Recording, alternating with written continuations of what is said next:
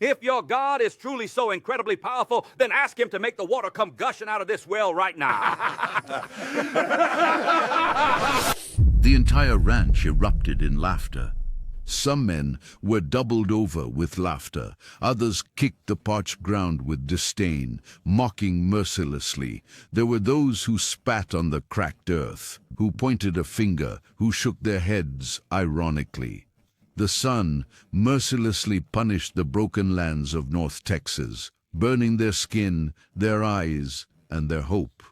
The faith of the people there was being crushed by scorn and disbelief. No rain had fallen for many months. The livestock was slowly dying, collapsing weakly beneath the cruel, relentless heat. The crops were turning to dust, withering before they even had a chance to grow.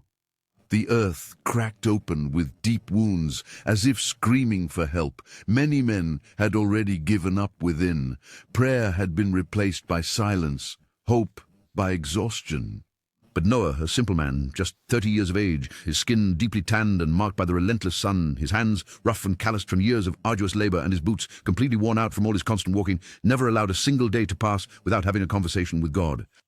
While the laughter continued to echo throughout the ranch, he lifted his gaze to the pristine sky, took a deep breath, and with a quiet, steady resolve, he answered, his voice never rising, "I may not be able to, but he certainly can." Mr. Collins then stepped forward, his laughter growing even louder, a sneer of utter contempt etched across his face. "You have until tomorrow, Noah. If this well remains dry, you are fired."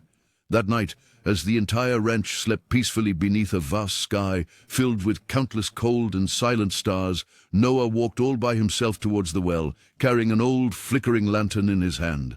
The wind was blowing fiercely, the fences creaked, and the silence was so heavy you could hear your own heart pounding in your chest. Every step felt like a decision, every breath a surrender. He knelt by the well and cried softly, his face wet with tears. "Lord, not to prove, but so that everyone can see that you are still alive." Then a distant sound echoed across the dry land. The wind changed direction. The air became different. The clouds began to gather slowly over the dark ranch. When the very first lightning bolt tore through the dark heavens, briefly illuminating the entire landscape for a single second, Noah smiled. Deep down in his heart and soul, he truly knew God was already at work. At dawn, the ranch awoke to a sound no one had heard for a very long time, a forgotten noise. Water, clean, clear, and living water, gushing from the bottom of the well like a powerful spring, breaking through the dry earth with incredible force and undeniable authority. The men rushed out in shock. Some were left completely paralyzed, unable to speak. Others dropped to their knees, openly weeping.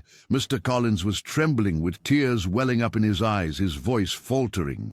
This truly is a miracle," he whispered softly. Noah slowly approached, gently touched the rough edge of the well, and then declared with a firm, resonant voice, "The vast desert is not a punishment or a curse. It is precisely the sacred place where God demonstrates his enduring power and proves that he still reigns supreme."